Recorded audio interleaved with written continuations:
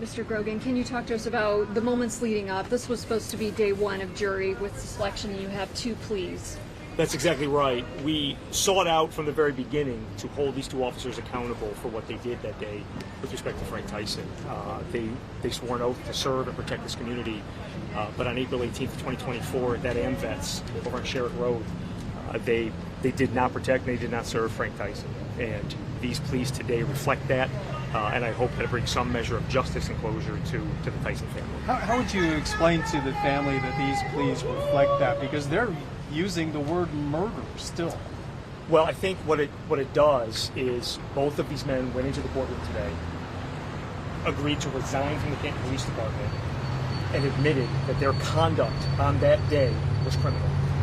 That is some measure of justice. But they can still get a job as a police officer somewhere else, correct? Because it's not a felony. Potentially, sure. Yeah, but I could tell you, I don't think they should. I could tell you these 2 men, particularly by virtue of their actions on April 18th, should never be police officers.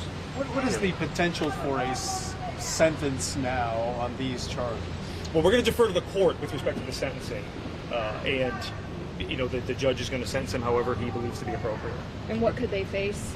Mr. Burch faces up to 30 days in jail and a fine, and Mr. Schoenegge faces up to 3 months in jail and a fine. What was his plea to?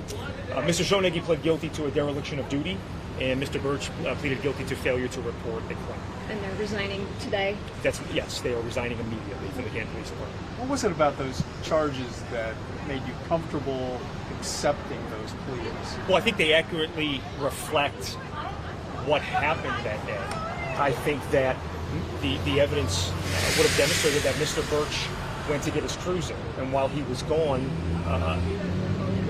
Mr. Schoenegge did nothing to assist Mr. Tyson.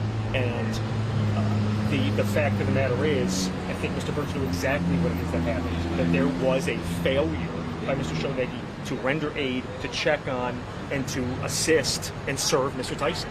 Mr. Schoenegge did none of those things. And so by virtue of pleading guilty to a failure to report a crime, Mr. Burch accepted responsibility for what he did that day. Similarly, Mr. Schoenegge pleaded guilty to dereliction of duty because he had an absolute duty to serve Mr. Tyson, to help him. Mr. Tyson told these 2 officers he couldn't breathe no less than 7 times, and they left him on his stomach with handcuffs behind his back. They left him there for 6.5 minutes. It's unacceptable, and quite frankly, it's criminal.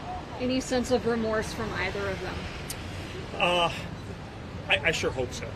I sure hope so. I hope that these 2 recognize that the outcome could have been completely different had they actually followed the policy of the Canton Police Department, had they followed what they had been taught at the police academy, and had they ultimately done what they were supposed to do. Had these officers done that, I think the outcome would have been very different, and quite frankly, I wouldn't have the opportunity to meet you fine folks. So is it taught in the police academy? Where is it they are supposed to learn that if you handcuff somebody, you don't leave them on their belly? So in the police academy, they are taught that they, excuse me, Sorry, thank you, I appreciate it very, very much.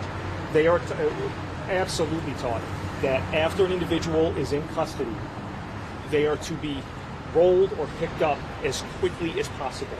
The moment that the individual becomes compliant, that individual is to be lifted, either sat up or stood up.